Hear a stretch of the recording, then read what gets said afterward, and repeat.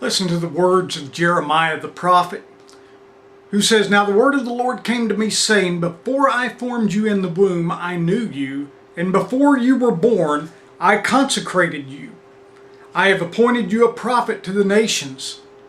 Then I said, Alas, Lord God, behold, I do not know how to speak, because I am a youth. But the Lord said to me, Do not say I'm a youth, because everywhere I send you, you shall go, and all that I command you, you shall speak.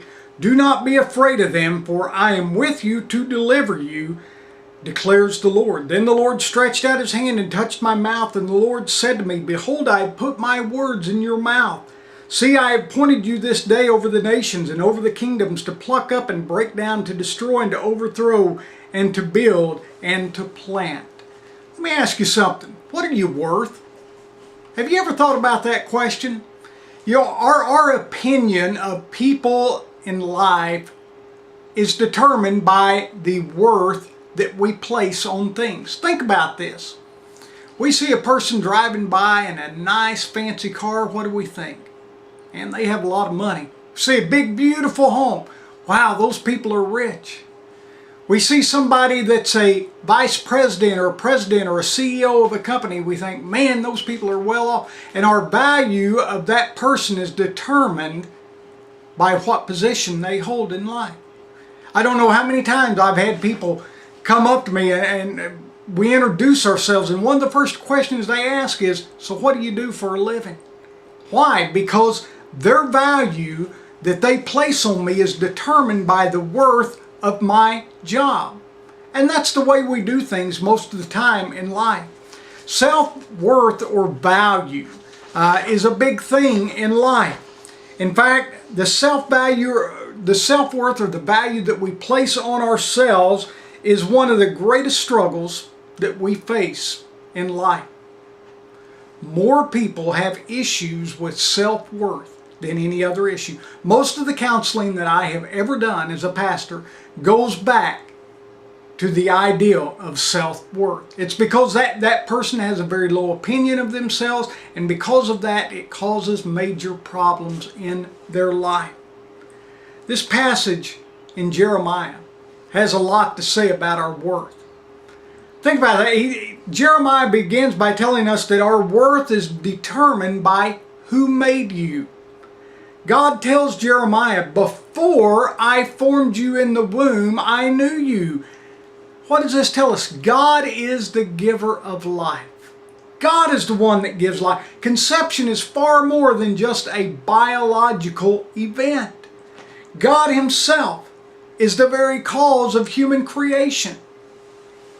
In Psalm 139, there is a very powerful passage where God says, For thou didst form me from my inward parts. Thou didst weave me in my mother's womb. I will give thanks to thee, for I am fearfully and wonderfully made. Thine eyes have seen my unformed substance, and in thy book they were all written, the days that were ordained for me, when as yet there was not one of them. The psalmist is crying out to God, saying, Man, God, you're so wonderful because you have formed everything about me. You are the one that has made me. Listen, if God is present in the conception process, then your value takes on implications of eternity. You are far more than just children of human parents. Notice that God says, before you were formed in the womb, that He knew you. God has known you from the very, very beginning. A person is a human being created in the image of God. That's what the Bible tells us. Listen, the first time your mother held you in her arms, there were larger arms than hers wrapped around you. Your relationship with God begins at the moment of your conception. See, these verses tell us that you are not an accident. It is not an accident that you are the way you are. It's not an accident that you look the way you look. God formed everything about you. He made the color of your hair. He made the color of your skin. He made your personality. God made everything about you. He formed your innermost parts. That's why we say there are no mistakes. Have you ever heard somebody say that in life, or heard a parent say that about a child? Well, they were kind of a mistake. And we know what they mean by that, that it was kind of an unplanned pregnancy. No, there are no mistakes. What a beautiful thing to know. God knew you, He loved you, and He cared for you in eternity past. God made a personal commitment to you even before you were born. You are special. Listen, don't ever let anyone put you down. You are somebody special.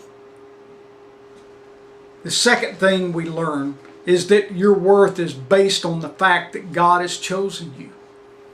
God told Jeremiah, before you were born, I consecrated you. I have appointed you a prophet for the nations. You see, before Jeremiah was even born, God had set him apart for a very special service.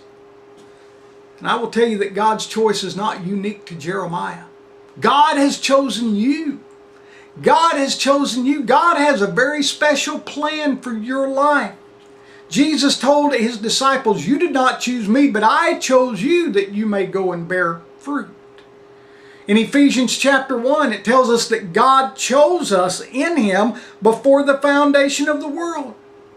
You are chosen by God, and that makes you very special. And the purpose of your choosing is to fulfill the work that God has for you. Every born-again believer has a special calling in life. You're not here just to take up space. You're here for a reason. God has called you for a purpose. You have a mission of divine origin. You know, I have people often ask me, how do I know what my calling is in life? How do I know what my spiritual gifts are in life? Well, let me give you just a couple of things that will help you get started. Here's a couple of things to think about. First of all, write down, in fact, just write this down. Write down the things you are good at doing. Everybody is good at doing something. Write down what you're good at doing. Second of all, write down what you are passionate about. We all have passions in life. Write down what you're passionate about. Look at those lists and see if you can come up with something that you can do that you are passionate about, and begin doing that and see if that is where God has called you. So let me ask you again, what are you worth? What are you worth? Your worth is not determined by the kind of house you live in, by the kind of car you drive, by the job you have, by the things you possess. Your worth is determined by the fact that God has known you from eternity past, was involved in the conception process, actually formed you in the womb, and has set you apart for service. Here's what Jesus had to say about your worth. He said, for what will it profit a man if a man gains the whole world but loses his own soul? You know what Jesus is saying there? You are more valuable than the whole world. You are more valuable than the entire world. You can listen, you can hold your head up high today and your heart can feel good because you know that you are worth an incredible price. You are a very special person because God made you. You are worth an infinite amount.